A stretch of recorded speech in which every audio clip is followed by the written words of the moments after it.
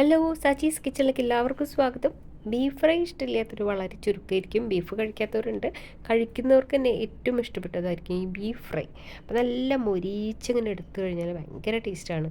അപ്പോൾ അതും ചുക്കപ്പവും ഭയങ്കര കോമ്പിനേഷനാണ് കേട്ടോ. അപ്പോൾ ഇങ്ങനെ ബീഫ് ഇങ്ങനെ മൊരിച്ചെടുക്കാനായിട്ട് ആദ്യം നമുക്ക് ബീഫ് കഴുകി വാർത്ത് വെച്ചതാണ്. അപ്പോൾ കുറച്ച് നെയ്യൊക്കെ ഉള്ള പീസ് വേണം കേട്ടോ, എങ്കിൽ ടേസ്റ്റ് കുറച്ച് കൂടുതലായിട്ട് തോന്നും നെയ്യൊക്കെ ഉണ്ടെങ്കിൽ. പിന്നെ ഇതിലേക്ക് വെളുത്തുള്ളി, ഇഞ്ചി ചതച്ച് വെച്ചത് ചേർത്ത് കൊടുക്കാം. അപ്പോൾ ഇഞ്ചി ഒരു 2 ഇഞ്ചോളം ഇഞ്ചി എടുക്കുന്നുണ്ട്. വെളുത്തുള്ളി അത് ഒരു വലിയ പോടാണെങ്കിൽ അത് മുഴുവൻ എടുക്കണം.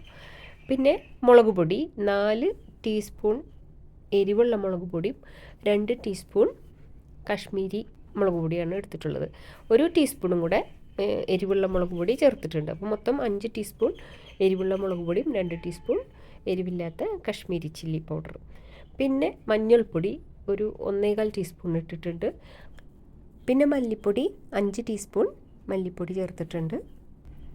പിന്നെ പെരിഞ്ചീരകം 1 ടീസ്പൂൺ ചേർത്തിട്ടുണ്ട്. ഗരം മസാല 1.5 ടീസ്പൂൺ ചേർത്തിട്ടുണ്ട്. ഇനി ഉപ്പ് ചേർത്ത് കൊടുക്കാം. ഒരു 1.25 ടു 2 ടീസ്പൂൺ വരെ ചേർക്കാം. 2 ടീസ്പൂൺ ഉപ്പ് ചേർത്തിട്ടുണ്ട്.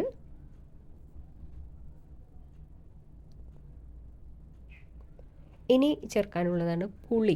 വാളംപുളിയുടെ ജ്യൂസ് ചേർക്കണം. ഞാനിത് മുമ്പ് കുറേ വീഡിയോയിലൊക്കെ കാണിച്ചിട്ടുണ്ട്. ഞാനെപ്പോഴും ചേർക്കാറുണ്ട്. ഫ്രൈ ചെയ്യുമ്പോഴും ഇപ്പോൾ മീനാണെങ്കിലൊക്കെ ഞാൻ ഇത് കുറച്ച് ചേർക്കും. കുറച്ചേ ചേർക്കാൻ പാടുള്ളൂ, അത് ശ്രദ്ധിക്കണം. പുളി ആയിപ്പോവരുത്. നാരങ്ങ നീരോ വിനീഗറൊക്കെ ചേർക്കാം, പക്ഷേ എനിക്ക് കുറച്ചും കൂടെ നന്നായിട്ട് തോന്നിയത് ഈ പുളിവെള്ളം ചേർക്കുന്നതാണ്.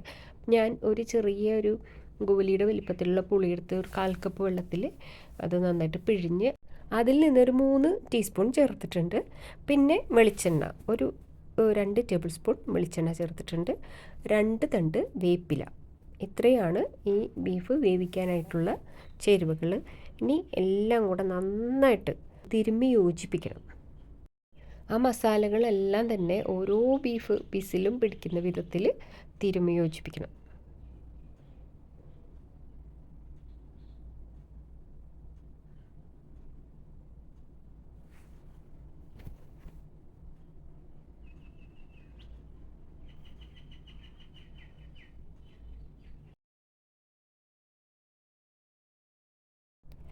മസാലയൊക്കെ നന്നായിട്ട് തേച്ച് പിടിപ്പിച്ചിട്ടുണ്ട്. ഇനി കുക്കർ അടയ്ക്കാം.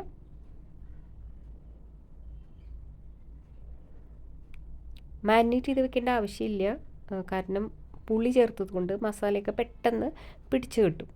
ഇപ്പോൾ സ്റ്റൗവിൽ വെച്ചിട്ടുണ്ട്. ഇനി ഹൈ ഫ്ലെയിമിൽ വെക്കാം. സ്റ്റീം വന്ന് തുടങ്ങുമ്പോൾ വെയിറ്റ് ഇട്ട് കൊടുക്കാം.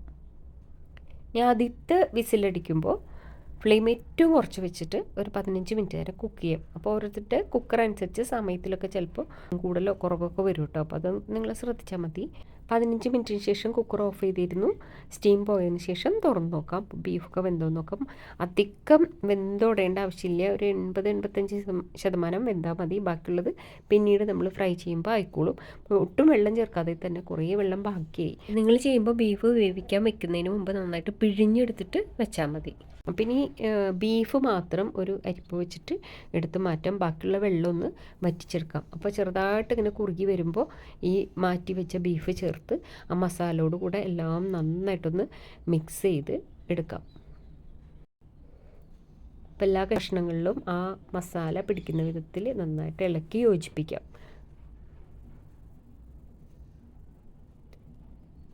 അതിന് ശേഷം നമുക്ക് ഫ്ലെയിം ഓഫ് ചെയ്യാം.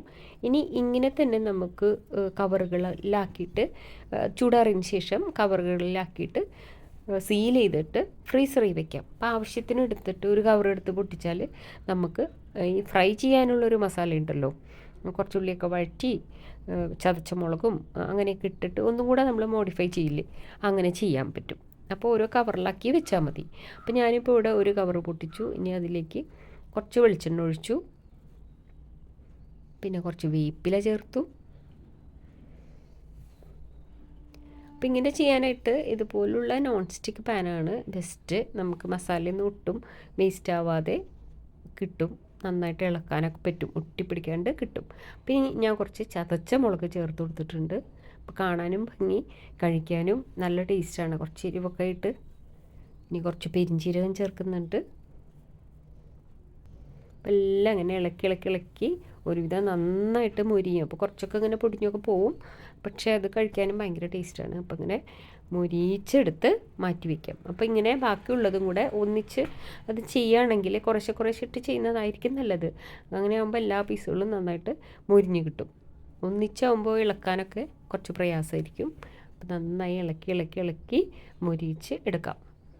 എല്ലാം ഒന്നിച്ച് ഫ്രൈ ചെയ്ത് എടുത്ത് വെക്കാനാണ് പ്ലാനെങ്കിൽ കുറേശ്ശെ കുറേശ്ശെ ഇട്ട് ചെയ്യുന്നതായിരിക്കും നല്ലത്. അപ്പോൾ എല്ലാം ഒരുപോലെ മുരിഞ്ഞ് കിട്ടും. എല്ലാം കൂടെ ഒന്നിച്ചിട്ട് ചെയ്യുമ്പോൾ ഇളക്കാനൊക്കെ കുറച്ച് ബുദ്ധിമുട്ടായിരിക്കും.